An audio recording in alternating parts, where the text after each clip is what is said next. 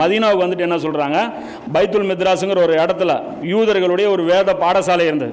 அந்த இடத்துல ரசூலுல்லாஹ் சொல்கிறாங்க, சஹாபாக்கள் சொல்கிறாங்க, எந்திரிங்க நடங்க பைத்துல் மித்ராஸை நோக்கி போவோம் அப்படின்னு சொல்லி நேராக கூப்பிட்டு போகிறாங்க. கூப்பிட்டு போயிட்டு அப்போது நபி அவர்கள் சொல்கிறாங்க, யூதர்களே இஸ்லாத்தை ஏற்றுக்கொள்ளுங்கள், பாதுகாப்பு பெறுவீர்கள், மேலும் வானமும் பூமியும் அல்லாவுக்கும் அவனுடைய தூதருக்கும் சொந்தமானது. இந்த பூமி அல்லாவுக்கும் அவனுடைய தூதருக்கும் சொந்தம், நீங்கள் இஸ்லாத்தை ஏற்றுக்குங்க அப்படின்னு சொல்கிறாங்க. அவங்க என்ன சொல்கிறாங்க, நாங்கள் இஸ்லாத்தை ஏற்றுக்க மாட்டோம், நீங்கள் சொல்ல வேண்டியது சொல்லிட்டீங்க அப்படிங்கிறாங்க.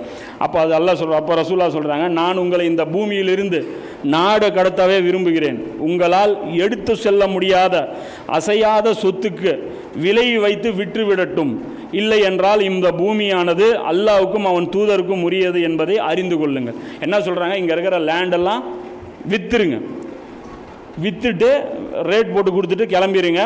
இந்த ஊரில் இதுக்கப்புறம் நீங்கள் ஒரு ஆள் கூட இங்கே இருக்கக்கூடாது, ஏன்னா இந்த பூமி அல்லாவுக்கும் அவனுடைய தூதருக்கும் சொந்தமானது அப்படின்னு சொல்லி வித்துறாங்க. இதெல்லாம் அவங்களுக்கு இன்னும் கடுப்பு. இந்த கிரேட் இஸ்ரேல் ப்ராஜெக்டில் பார்த்தீங்கன்னா மதீனா கொண்டு வந்திருக்காங்க.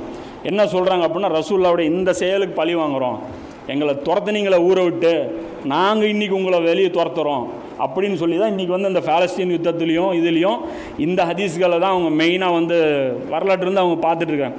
அப்போ இது வரைக்கும் ரசூலுல்லாஹ் என்ன பண்ணிட்டாங்க, காஃபிர்களுடைய கொட்டத்தை உடக்கியாச்சு. அதாவது மக்காவாசிகளுடைய கொட்டம் உதைபியாவோட முடிஞ்சது. இங்கே இருக்கக்கூடிய அந்த அகல் போரில் வந்தாங்க இல்லையா, அவங்க எல்லாரையுமே ஓரளவுக்கு போட்டு உடக்கியாச்சு.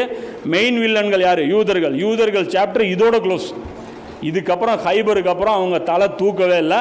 மீதி அங்கே இருந்தாங்க இல்லையா ஹைபரில் யூதர்கள், அவங்க பின்னாடி வேலையை காட்டுறாங்க. யார் காலத்தில், உமர்லியனுடைய காலத்தில் வேலையை காட்டுறாங்க. மீதி வேலையை உமர்லியனை செஞ்சு வைக்கிறாங்க.